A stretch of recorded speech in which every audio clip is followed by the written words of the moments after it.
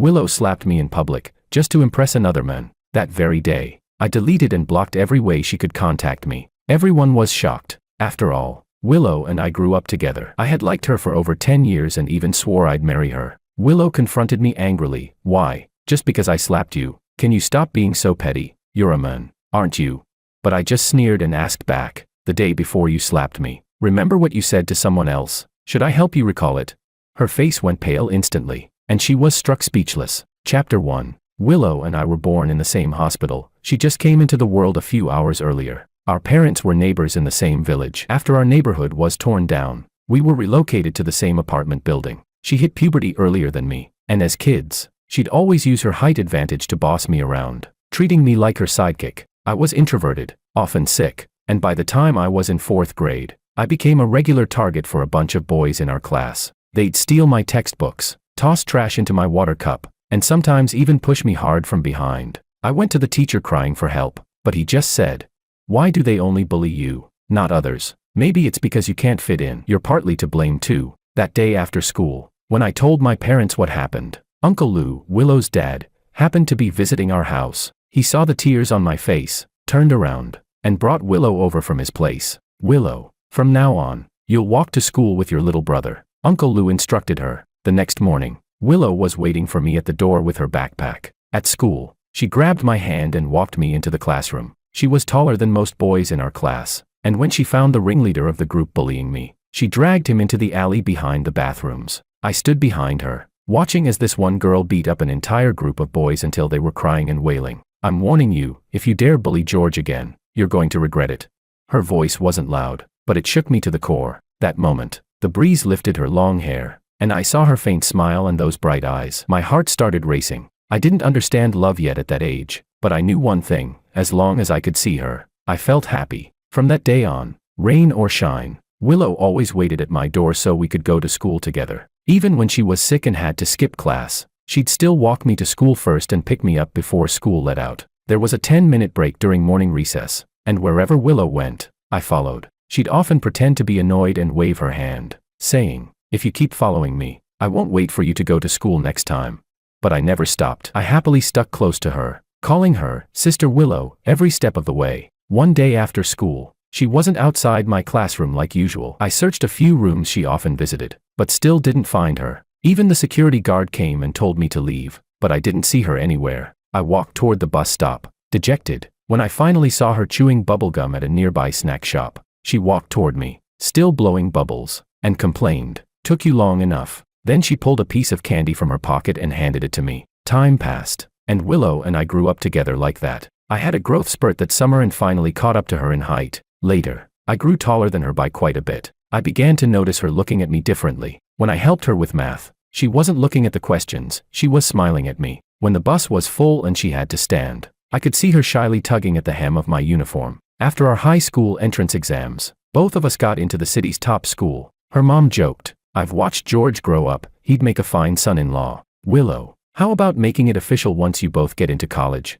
I knew Aunt Lou was teasing, but Willow blushed and ducked into my room. The adults all saw her reaction, and so did I. I could hear my own heart pounding like a drum as I shouted, "I like Willow. One day, I'm going to marry her." Everyone laughed, and I figured she heard it from inside the room too. But that special feeling came to an end in our final year of high school. Chapter 2. On the first day of our final year in high school, while the entire class sat waiting for our new textbooks, a boy with a bright and sunny face stood at the doorway. The homeroom teacher led him to the podium and introduced him. "This is Makoto, a new transfer student. Senior year is a crucial time, so I hope you'll all help him fit in." The sunlight lit up his face. He smiled, glanced around the room, and then fixed his gaze on me. "I heard from a friend," he said, "that there's a simp in this class. To be more specific, someone who follows a girl around like a loyal sidekick." Whoa. Gasps and murmurs immediately filled the room. I looked him in the eyes and swallowed hard. I didn't even have to turn to know that every single person was staring at me. After entering this top-ranked high school, I rarely ran into anyone from my elementary or middle school, but rarely didn't mean never, and when they saw I was still trailing behind Willow just like before, they'd snicker behind my back. At least no one had ever dared to say it to my face, until now. "Sorry, Wong," Makoto said mockingly. "I also heard you're really prideful. Will saying this upset you?"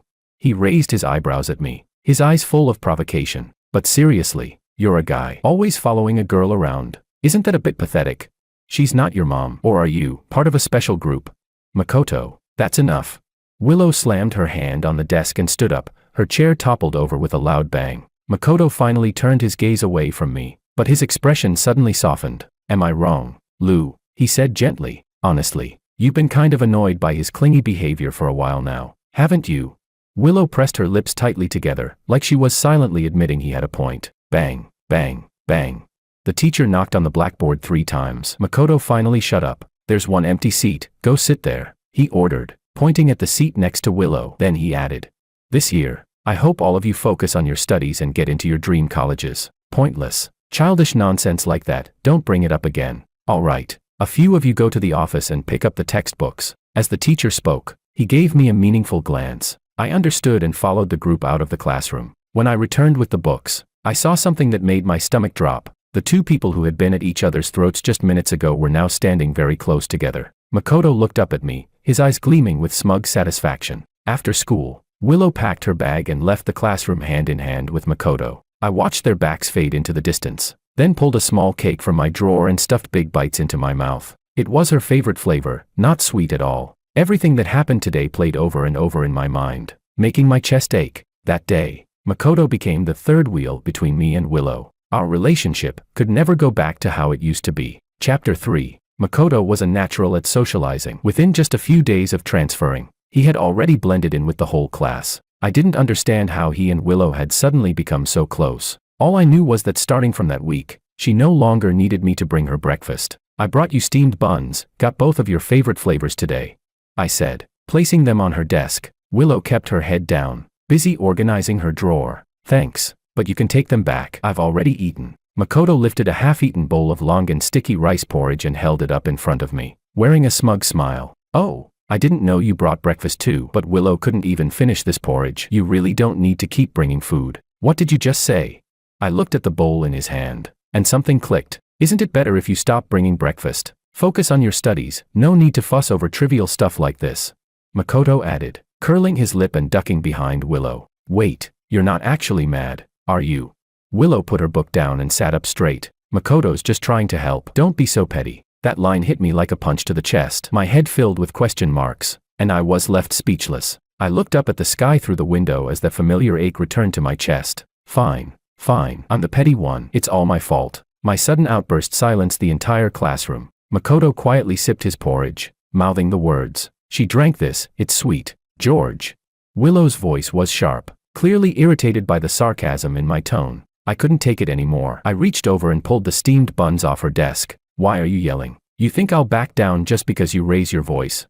Willow was stunned. It was the first time I had ever spoken to her that way. She instinctively reached out to grab my hand, but I pushed her away. Don't be mad. I'll eat it. All right. Give me the buns. Keep bringing breakfast like before. Willow held out her hands with a gentle tone, like she used to. I glanced past her. Makoto was glaring at me with pure jealousy. I had never seen that look in anyone else's eyes. He was the first. From that day on, Makoto started making things difficult for me. It was like being caught in a sudden storm. A tiny boat in the middle of raging winds and rain. I had nowhere to hide. I was strong in science, ranking near the top of the class, but my language arts grades were notoriously bad, often publicly called out by the teacher. Whenever I answered a question in class, Makoto would mutter under his breath, "You don't even know that. What an idiot." His little entourage would laugh along, the snickering echoing through the room. During group discussions, I'd barely share my opinion before Makoto rolled his eyes. "I don't agree with that." Then his circle would launch into mocking me, turning everything I said into a joke. At first,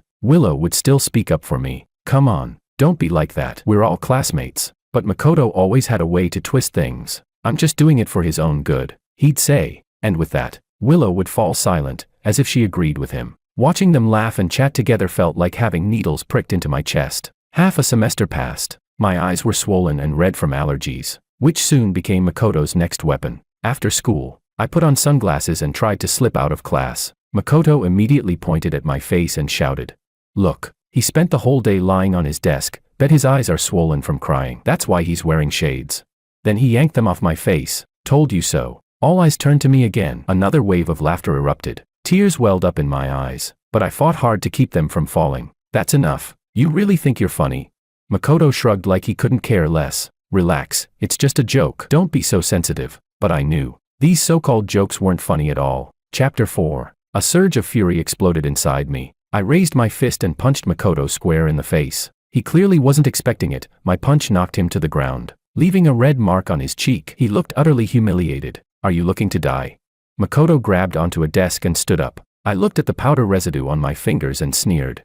No wonder your skin's so thick, you caked on so much foundation. I turned to head to the restroom to wash it off, but Willow grabbed my wrist. Her voice was cold and commanding. Apologize. Why should I apologize to him? You hit him. Her voice was utterly devoid of warmth. He was just joking. And you hit him. Apologize, don't make me hate you. I stared at the girl who was now defending Makoto, and a deep unfamiliarity welled up in my chest. I won't, I shouted. The moment the words left my mouth, Willow slapped me across the face. Everyone's eyes locked on us. The tension in the classroom was suffocating. I touched my burning cheek and laughed. So childhood bonds really can't compete with sudden infatuation. I slung my backpack over my shoulder and walked out of the classroom. Behind me, I heard Willow's worried voice. Makoto, are you okay? Come on, let's get you to the nurse's office. My face still stung, and there was a dull, heavy ache in my chest. When I rushed out of the school gates, it was pouring rain. I hadn't brought an umbrella, but I didn't care. Head down, I walked through the streets, ignoring the strange looks from passers-by. Soaked to the bone, I finally got home. On the coffee table in the living room was a framed photo of our two families together. We had taken it last summer at the amusement park. I walked into my room and opened my closet. Every piece of clothing Willow had ever bought me was neatly hung. I grabbed a cardboard box and began tossing in everything related to her. On my nightstand was the only photo of just the two of us. I ran my fingers over her smiling face in the picture, then tossed it into the box too. After sealing the box with tape, I carried it downstairs and stopped in front of the garbage bin. Thud. The box hit the bottom of the empty bin with a hollow sound. Willow and I could never go back to how we were. A few minutes later, there was a knock at the door. I thought maybe my parents had forgotten their keys, but when I opened it, it was Willow. Her expression was cold. George. I looked down. She was holding the same cardboard box I'd just thrown away. She pulled out our photo. Why did you throw this away? And all these? They were gifts from me. Why did you throw them out? I smiled. What I do with my stuff, what's it got to do with you? She stared at me, eyes settling on the red mark still faintly visible on my face. I didn't even hit you that hard. Why is your face like this?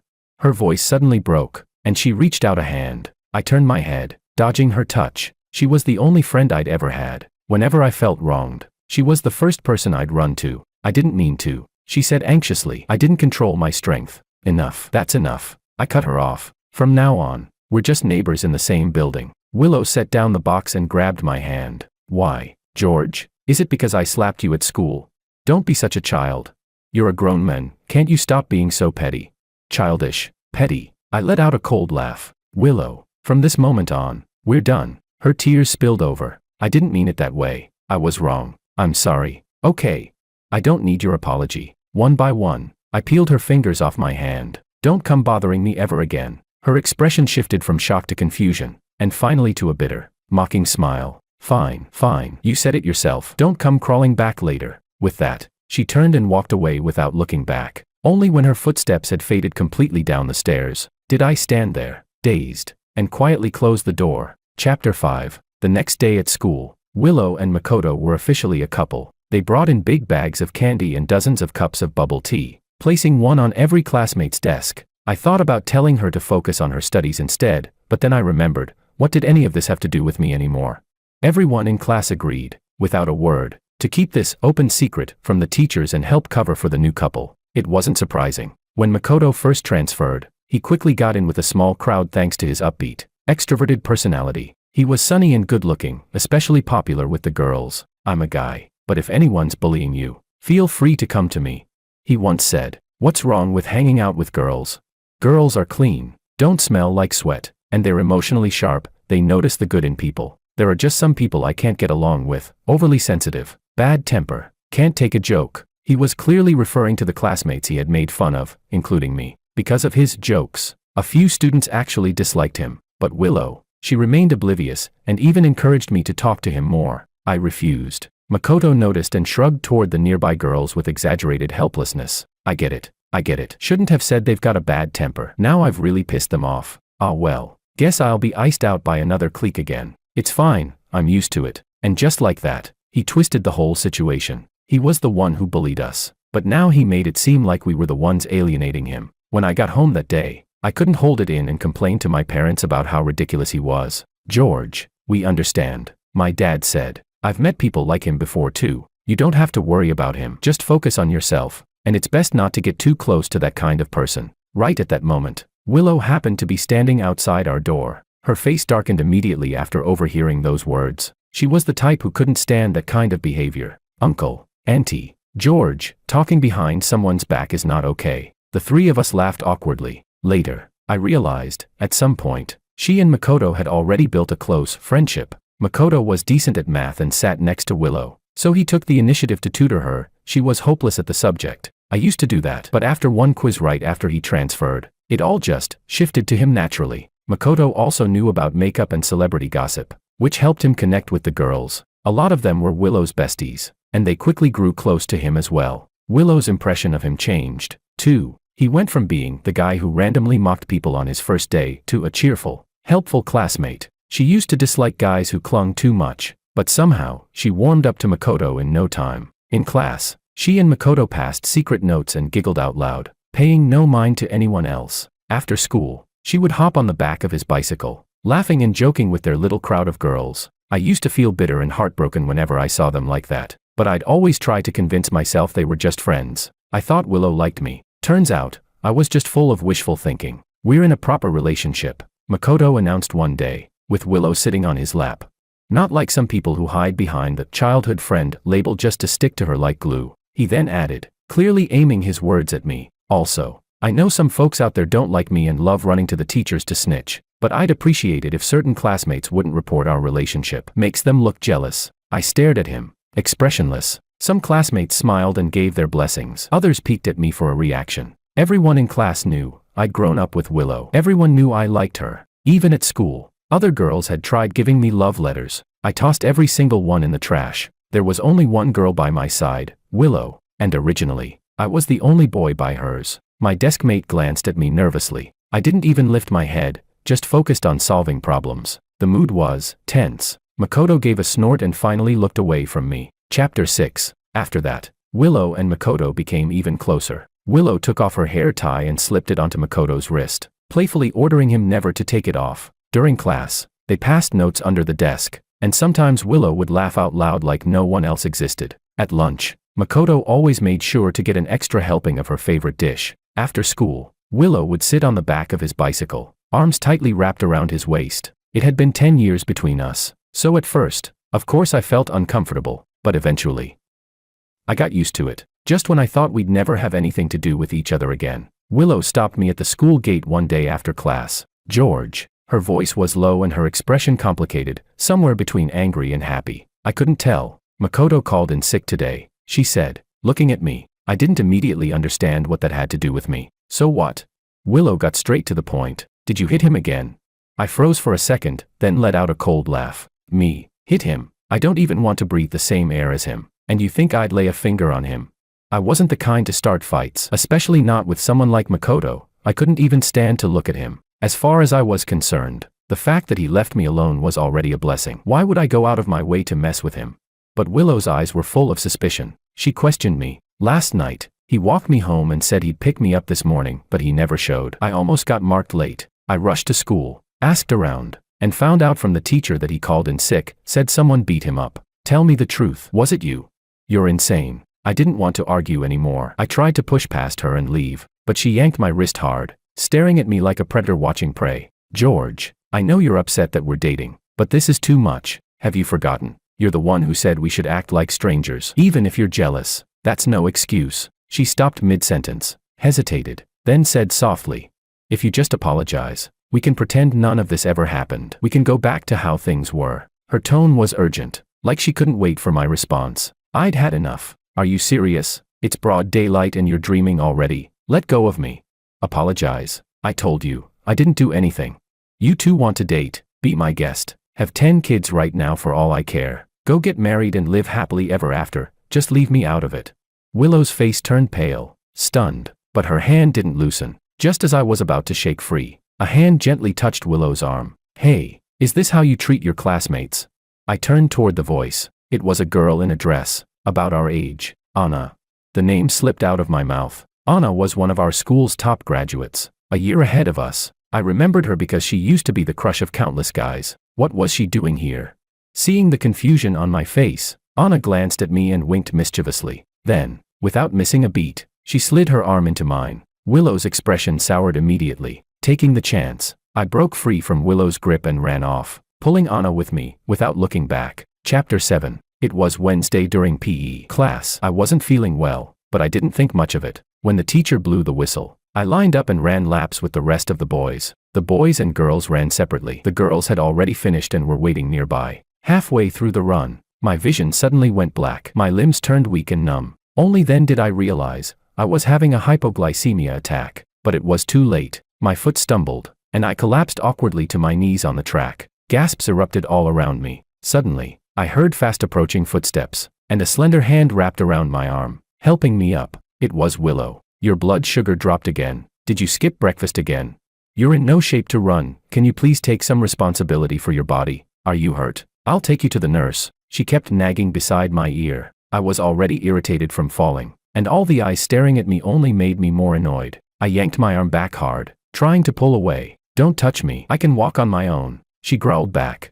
Is this really the time to throw a tantrum? Can you just care about your own health for once? I'll just take you to the nurse's office, and then I'm leaving. Is that okay with you? I let out a bitter laugh. You don't get it, do you? Is low blood sugar some kind of fatal illness? Sitting down somewhere for a few minutes will fix it. Am I dying? Do you have to take me to the nurse? Willow clenched her jaw. After a moment, she hissed through her teeth. Why do you have to be so ungrateful? I looked at her calmly. If that's what you want to believe, then go ahead. Willow flung my arm away and stormed off without looking back. There weren't many people in the nurse's office. Just one girl sitting on a cot. It was Anna, again. Why was she still on campus? Didn't she already graduate and go off to college? She spotted me and lit up with a bright smile. Hey, Wang. What a coincidence. You're at the nurse's office too. I nodded weakly. Then I noticed, Anna was actually injured. Not like my minor issue. Hers was serious. Her knee was wrapped in thick layers of gauze, with blood seeping through. The white bandage had turned completely red. She followed my gaze, looked down at her leg, and scratched her head awkwardly. Oh, this? Ugh, there was this uneven spot on the court I didn't see. Took a fall while playing ball. Nothing major. Just a scrape. What about you? Are you okay? I remembered hearing that Anna used to be captain of the school's girls' volleyball team. She was even pretty well known across the city. This must be why she came back, probably invited to help coach the new players. Looking at the bloody gauze made my skin crawl, but I was surprised at how tough she was. She didn't seem fragile at all, quite the opposite. My attitude toward Anna softened unconsciously. I'm fine, just low blood sugar. You should rest. Anna nodded firmly, her smile radiant, completely unfazed by her injury. Because of her condition, she stayed in the nurse's office a long time, and over time, we got more familiar with each other. Anna was naturally friendly, warm, and easy to talk to. She was good at making people feel comfortable. One day, while sitting on the cot, she looked at me a little shyly. Wang, I think our friendship could maybe move a step forward. What do you think?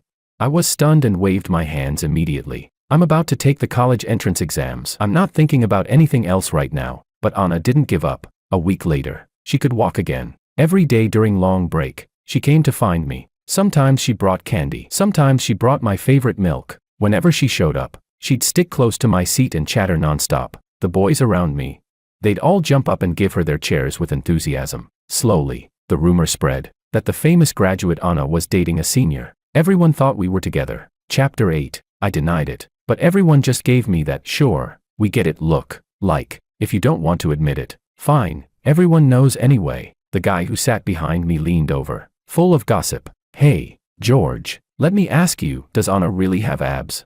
I blinked. How would I know that? Still, I answered honestly.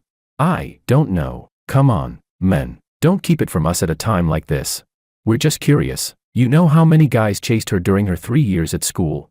She never said yes to any of them. George, spill it. Come on.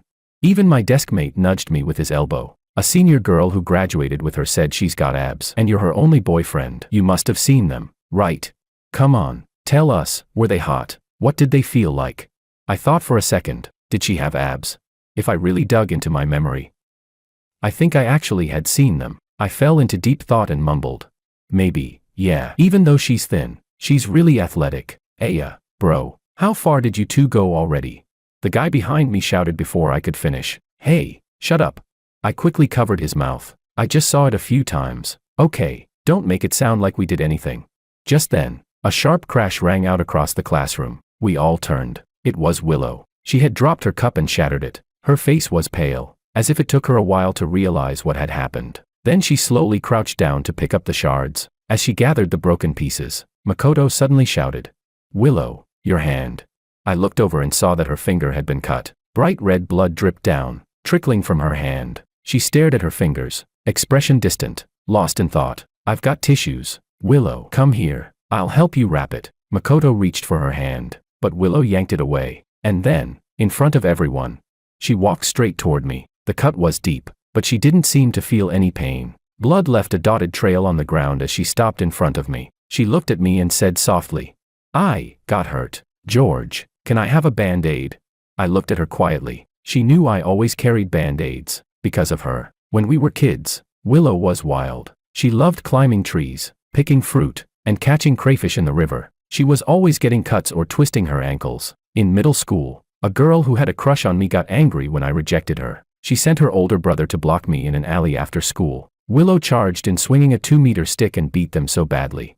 No one ever dared to mess with me again. Another time, that same girl got a group of her friends to tail Willow. After school, they pushed her down the hallway. That part of school had full-length glass windows. Willow wasn't expecting it. She crashed through the glass and rolled onto the ground covered in shards. Thankfully, it was the first floor. She wasn't seriously hurt, but both her arms were covered in thin, bloody cuts. When I found her, her uniform was already soaked in red. She was in so much pain. Her face twisted up, but she still gritted her teeth and told me she was fine, that it didn't hurt. I cried so hard I couldn't see clearly, but all I could do was stand there, helpless, watching the blood keep soaking through her sleeves. From that day on, I always carried Band-Aids with me. Chapter 9. Ever since then, no matter who bullied me, I always handled it myself. I never told Willow again, afraid she might get hurt because of me. She's a girl too. How could I always rely on her to protect me? But that habit stuck with me even now. Willow once teased me for overreacting, but when I saw the smile in her eyes, I knew she actually enjoyed it. That was until Makoto transferred in. One day, he saw a Hello Kitty bandage fall out of my bag. He told Willow, "You're already a grown man, and you're using Hello Kitty bandages. What kind of guy likes stuff only girls are into?" Willow just smiled and nodded. I snapped out of the memory and looked at Willow, gently shaking my head. "I'm not a doctor. If you're hurt, go to the nurse's office. You hurt your hand, not your leg. I don't think you need me to carry you. Besides, isn't there someone else now?" Willow didn't look surprised. The color drained from her face. She gave a soft, self-mocking laugh. "Got it." Her gaze dimmed instantly, losing its usual sparkle. After school, Makoto cornered me behind the classroom. "We need to talk." He wasn't smiling this time. His face was dead serious. Honestly, I was getting annoyed. Why do they keep coming to me? I mind my own business. Isn't that supposed to be a good thing? They're in a relationship. I'm just living my life. We shouldn't even cross paths. So why is one confronting me today, and another wants to talk tomorrow? Makoto stared at me intensely before finally saying, "I really don't get it. You're just a nerd who only knows how to study. Why does she care about you so much?" I almost laughed out loud. Cut the indirect talk. If you've got something to say, just say it. His face darkened for a second. His eyes filled with frustration. "You must be pretty pleased with yourself, huh? Willow might be with me now, but her heart is still with you. She saw you with another girl and went absolutely nuts. She hasn't talked to me for days. I really don't get it. What's so great about a clueless guy like you? She just got emotional and slapped you once, and you cut her off like that. You're mad just because she embarrassed you, right? So because your fragile pride got hurt, you're willing to throw away a lifelong friendship. You're honestly the perfect example of selfish and petty." Makoto let it all out, like he was genuinely indignant for her. I listened quietly until he finished, then said, "You don't need to test me. I'm not going to make up with her." He stiffened. I chuckled and added, "Being sent by your girlfriend to test another guy's feelings, that's got to be awkward, huh? But don't worry, I'll treat her like a stranger from now on. I'm George. I don't take back what I throw away. Tell Willow the same thing I've always said. Stay the hell away from me." Makoto's expression twisted, part guilt from being exposed, part humiliation, and part confusion. As I walked away, I heard his voice behind me, full of reluctant frustration. "George, just because of that one slap, just for that?" "Yes, just for that," I answered again, giving the same reply. Chapter 10. That night, I received a call from an unknown number. Without thinking much, I answered. George. It was Willow. She probably got a new SIM card. Are you done yet? I was about to hang up as soon as I finished speaking. Wait, please. Just listen to me.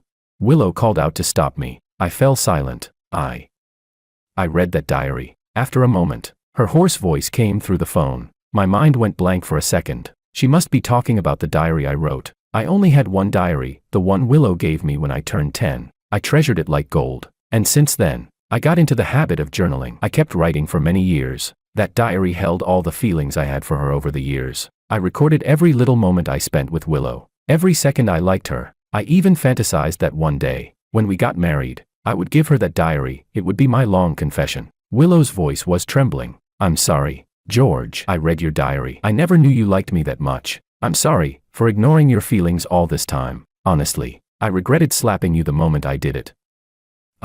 All these years, I never just saw you as a little brother. Willow. I interrupted her. I know you picked the diary up, but after all these days, you're just now reading it.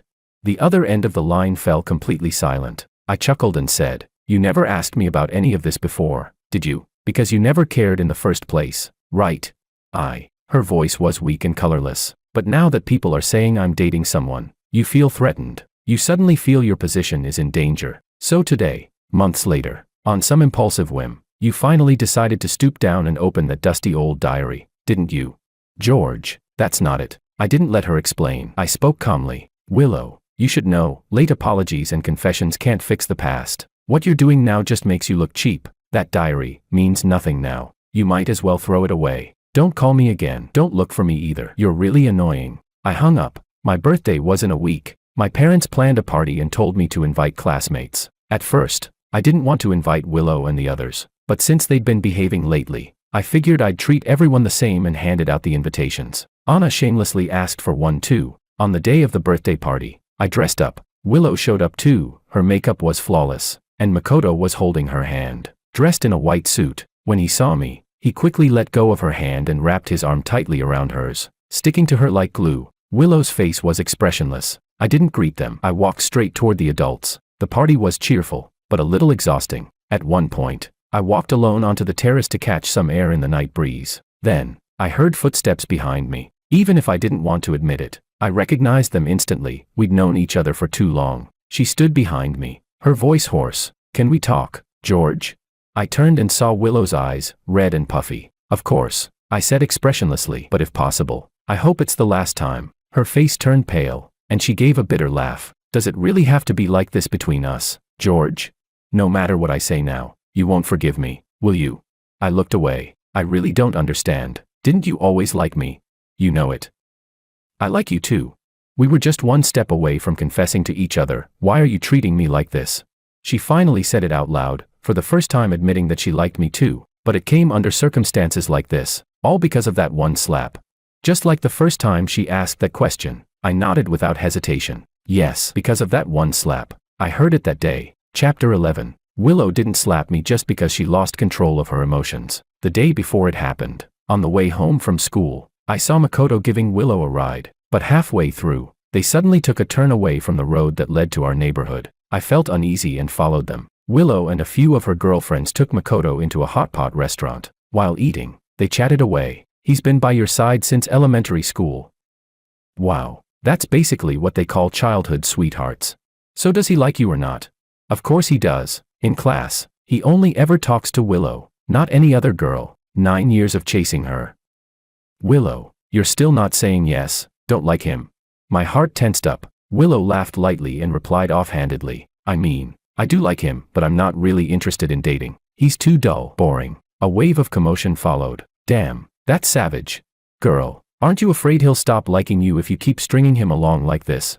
No way. Guys like that, once they fall for someone, they cling on for dear life. You can't even shake them off. At that moment, Makoto's voice chimed in with a grin. Exactly. I totally get that kind of guy. Once he likes something, he never stops, and he's always looking for someone to lean on. I bet no matter how Willow treats him, as long as she shows him a tiny bit of kindness, he'll keep liking her forever. Look, even though I'm this close with Willow now, he's still watching us with puppy dog eyes, isn't he? I'd say, even if she slapped him in public, then said sorry later, he'd still be fine with it. For real. That brainless. If he's that devoted, Willow, wanna give it a try? Slap him in front of everyone, that he'd still come crawling back. I held my breath. In the noisy restaurant, Willow's voice rang out clearly. Sure, let's try it. Willow was trembling, her hands slightly shaking. That's not it. George, listen to me. I just said that to save face. I didn't mean it. Don't deny it. That's pathetic. Willow, I looked at her and said softly. Didn't you always say it's awful to talk behind people's backs? Take a look at yourself. How are you any better? Willow's face instantly drained of all color. I let out a long sigh. Strangely, though I had been furious and heartbroken at the time, now I felt nothing. It was like watching someone else's story. I know you like me, but I also know you were swayed, right? There was a moment when you thought Makoto was great too, so great you wanted to impress him. That's normal. Willow, you like me because we grew up together, because I looked decent and loved you with everything I had. That's why you had feelings for me. But in the end, we're not a good match. You think I'm good looking, but that doesn't stop you from thinking I'm dull. You think I'm passive, unassertive, not like Makoto, who's confident and presentable. So eventually, you'd be drawn to someone like him, and even if it wasn't Makoto, it'd be someone else, the next sweet, charming guy who's nothing like me but just as attractive. But what you shouldn't have done is use me as your stepping stone. I gave a cold laugh. How dare you slap me? Who do you think you are? Willow. Why would you slap me, for someone you've only known a few months? Willow's face went completely blank, drained of all hope, because deep down, I had exposed her darkest, most selfish desire, and she knew it. She no longer had the strength to argue. I looked at her, unwavering. In the end, she just stood there in a daze, a single tear sliding down her cheek. George, do you not love me anymore? I never loved you. I said it without a second's hesitation. What? Willow's lips lost all color as she stared at me, completely lost. I looked straight into her eyes and spoke honestly. I used to like you. I liked you for a long time, because you always looked out for me when we were kids. That affection lived inside a beautiful fantasy I built around you. It didn't need your response, it could survive just by existing in me. But not long ago, I let it go. Why?